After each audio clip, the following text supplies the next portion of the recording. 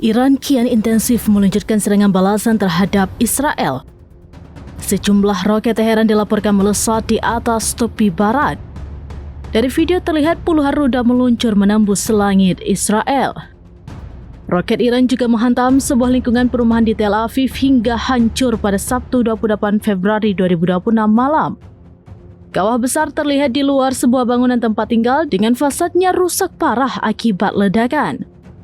Ledakan yang dahsyat juga menyebabkan satu apartemen hancur dengan langit-langit runtuh dan jendela pecah. Layanan Darurat Magen David Adom atau MDA Israel melaporkan bahwa 28 orang terluka dalam serangan tersebut. Menurut laporan, 1 orang tewas, 2 orang mengalami luka sedang dan 25 orang menderita luka ringan. Semua korban dibawa ke rumah sakit Ichilov dan pusat medis Sheba untuk perawatan.